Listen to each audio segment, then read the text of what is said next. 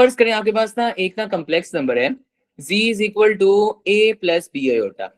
Okay हो गया। अब इसका कॉन्जुगेट क्या होता है, आपने पढ़ा होगा कॉन्जुगेट जो होता है भाई वो इमेजिनरी पार्ट का ना आपने साइन चेंज कर देना है। दिस इज कॉल्ड कॉन्जुगेट आ गया। आप लोग यहाँ पर उर्दू लिख लें अपनी यार, कॉन्जुगेट का मतलब होता है कि इमेजिनरी पार्ट का साइन चेंज करना, ठीक है ना। ये सिंपल है कॉन्जुगेट। ये सिंपल कहानी है जो हम लोग पीटीबी की बुक्स में पढ़ते आ रहे हैं या जो हम बचपन से पढ़ते आ रहे हैं। लेकिन ना अब आप लोगों ने देखने के बात क्या चलनी है, अब मैं देखूंगा कि ग्राफिकली कॉन्जुगेट क्या कहते हैं, ठीक है ना। इस बात को जरा हम लोग देख लेते हैं। ग्राफिकली ना फर्ज करो कि मैंने वही प्लेन लिया, ये एक पॉइंट था आपके पास ही, मैंने कह दिया यार ये ना 3 और 3 पॉइंट था, ठीक है ना। मुझे बताएं इसका कम्प्लेक्स नंबर क्या बनेगा आपके पास ही, z इज इक्वल टू ये रियल पार्ट 3 और इसका इमेजिनरी पार्ट भी 3 है। ओके हो गया।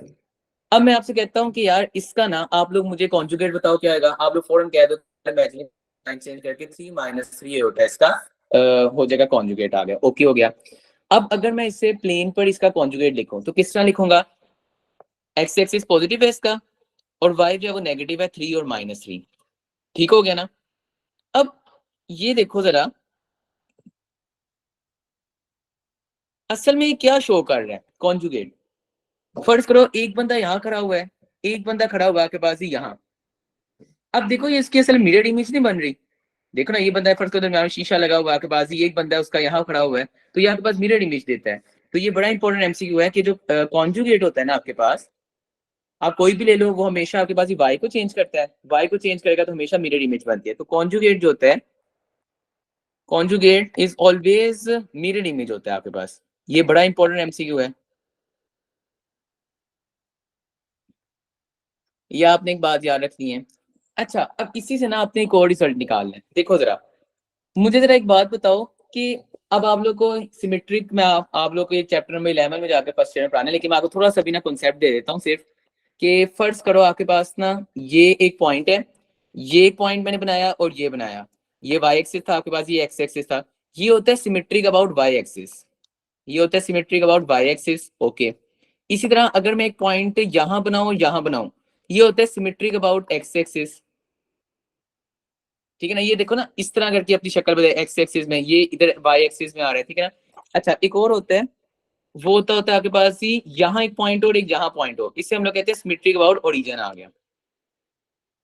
ओके ये तीन बातें आपको समझिए। चैप्टर नंबर 11 जो है ना फर्स्ट ईयर का, उसमें जाकर सिमेट्रिसिटी में आपको ज्यादा अच्छे तरीके से बता दूंगा क्योंकि उसमें ज्यादा डिटेल, अभी सिर्फ ना कॉन्सेप्ट लें। ये क्लियर होगी बात।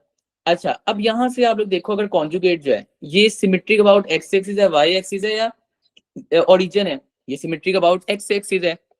तो यहाँ से ना एमसीक्यू में निकलता है आपके पास ही कि कॉन्जुगेट जो होता है, कॉन्जुगेट इज सिमेट्रिक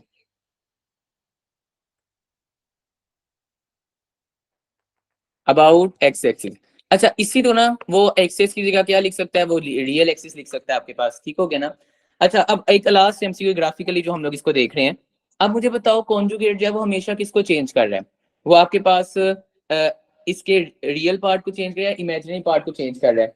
यानी कि देखो ना अगर मैं कहूँ आपके पास यार ये देखो एक्स एक्सिस को ये चेंज कर रहा है, या ये आपके पास ये वाई एक्सिस को चेंज कर रहा है, ये हमेशा उसके एक्स वाई कोऑर्डिनेट को चेंज करा। देखो 3 था, 3 - 3 कर दिया। कोई और एग्जांपल ले लो, 2 + 2 आयोटा आप लोग कर लो, वो 2 - 2 आयोटा कर देगा, ठीक है ना। तो उसके वाई एक्सिस को चेंज कर रहेगा। तो तीसरा इससे हमने रिजल्ट निकाला कि यार कॉन्जुगेट जो होता है ना आपके पास, conjugate always changes y axis आ गया। ये तीन रिजल्ट्स निकाले हमने ग्राफिकली और तीनों एमसीक्यूज हैं पेपर के।